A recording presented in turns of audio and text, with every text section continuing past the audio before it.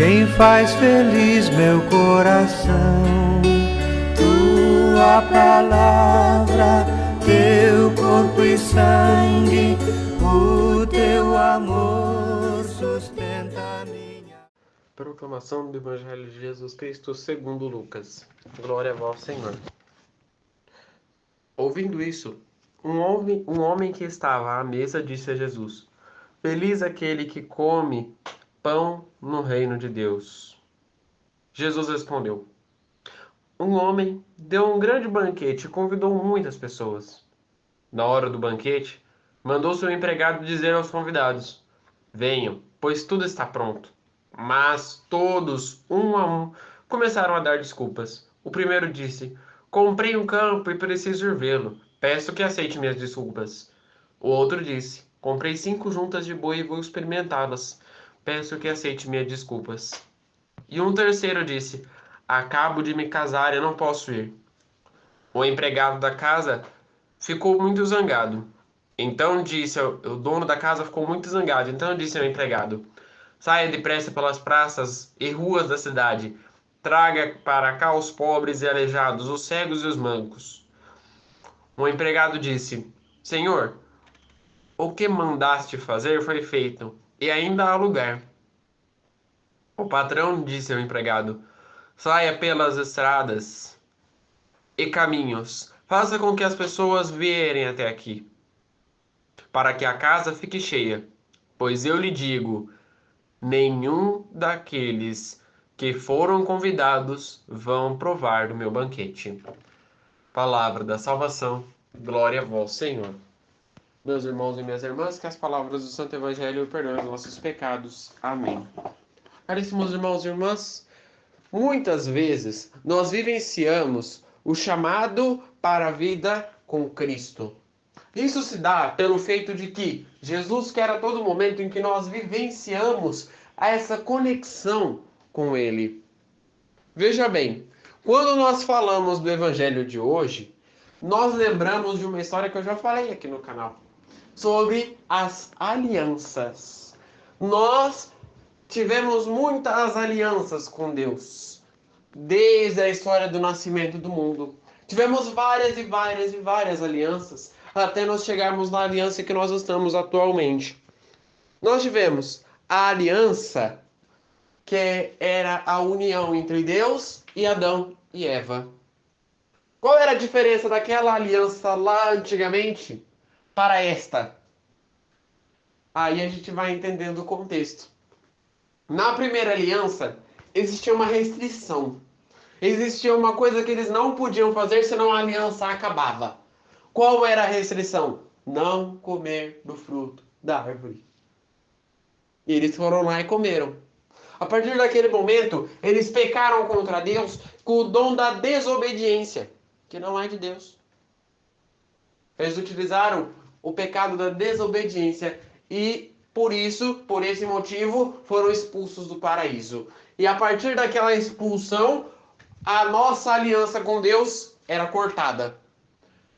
Tempos depois, haveria outra aliança. Uma aliança entre Deus e o mundo. Dessa vez, com o dilúvio. Na Arca de Noé, quando teve o dilúvio, foi purificado o mundo e assim nascia a outra aliança. Jesus dava um recomeço para a humanidade. Jesus dava outra forma para a humanidade recomeçar. Só que mais uma vez a humanidade descumpre.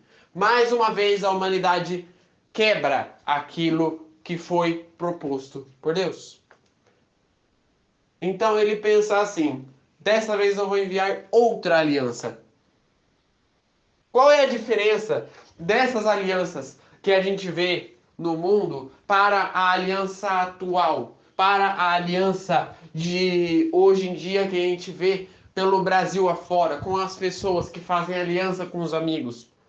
A aliança de Deus é uma aliança de amor. É uma aliança porque Ele quis. Ele criou o mundo. Foi porque Ele quis. Ele criou os animais porque Ele quis. Ele criou a nós por amor e porque Ele quis. Tudo o que Ele fez foi por amor e porque Ele quis. Então, a aliança estipulada por Deus para os homens entre ele e Deus é uma aliança porque ele quis. Jesus e Deus não querem se afastar de nós.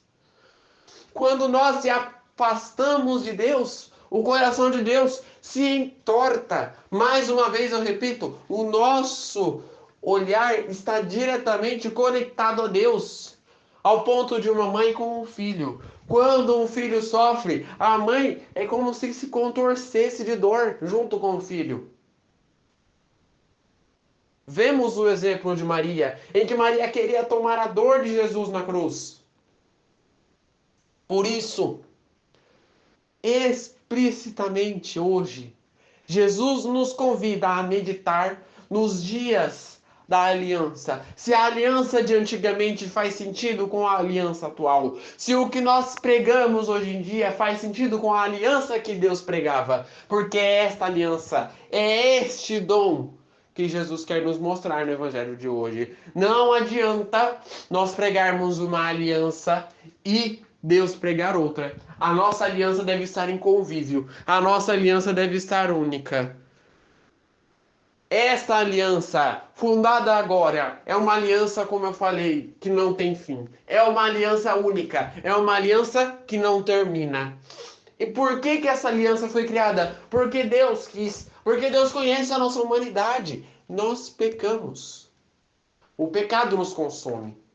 E da onde nasce essa aliança? Do madeiro da cruz. A partir da morte de Jesus, nós temos o recomeço. Quando o sangue é derramado na cruz, nós temos o nosso recomeço. E é por isso, meus irmãos e minhas irmãs, que o símbolo da igreja é a cruz de Cristo. Porque a cruz era significado de morte, de dor, de perda. Porém, a partir da morte de Jesus, a cruz se tomou outro recomeço. A cruz se tomou uma nova esperança. A cruz mostrou que nós precisamos passar pelo caminho da sofrência para chegar aos braços de Deus. A cruz é o maior significado da igreja no atual. Quando nós sofremos para o mundo, para renascer para Cristo. Que coisa interessante quando nós falamos de renascimento. Jesus disse no Evangelho que ninguém ia ser feliz nesse mundo. Muito pelo contrário, Jesus dizia: aqui vocês vão sofrer. Aqui vocês vão sofrer, mas coragem, eu venci o mundo. Se eu conseguir, vocês também conseguem. Porque eu vou estar com vocês. Jesus nos convida hoje a renovar essa aliança com Ele. A aliança que não acaba. A aliança que não termina. A aliança que não tem um fim. Que começa lá da morte de Jesus e pendura até os dias atuais. A aliança de amor entre Deus e Jesus e nós. Se nós não renovarmos o dom desta aliança, nós não vamos viver em comunhão com Jesus e Deus, dentro e fora da igreja. Eu repito novamente, porque quantas e tantas e tantas e tantas e tantas pessoas se negam a amar ao próximo? Por que tantas e tantas e tantas e tantas pessoas se negam a vivenciar o amor com o irmão? Porque há uma fora de aliança, uma falta de aliança. Há uma falta de amor entre Deus e aquela pessoa. Às vezes aquela pessoa se afastou de Deus por algum motivo. Está chateada com Deus, estressada com Deus por alguma coisa que aconteceu na sua vida.